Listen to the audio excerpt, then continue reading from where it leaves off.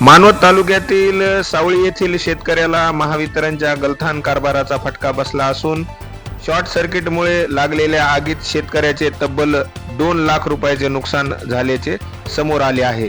सावळी येथील शेतकरी दत्ता वैजनाथ काळे या शेतकऱ्याचे गट नंबर 30 मध्ये 2 एकर शेत आहे।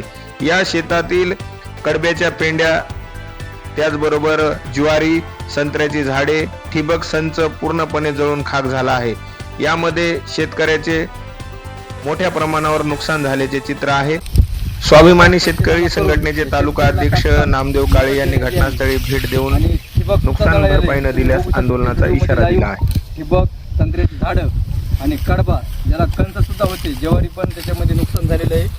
पूर्णपणे शेतकऱ्याच्या या 2 एकरमध्ये राख रांगोळी झालेली आहे आणि फक्त MSCBच्या हलगर्जीपणामुळं बघा तार किती खाली आलेली इथं आणि पूर्ण एक तार गेलेली इथं। याला जबाबदार पूर्ण MSCB असून MSCBनं तात्काळ नुकसान भरपाई द्यावी, अन्यथा स्वाभिमानी शेतकरी संघटना तीव्र आंदोलन करेल।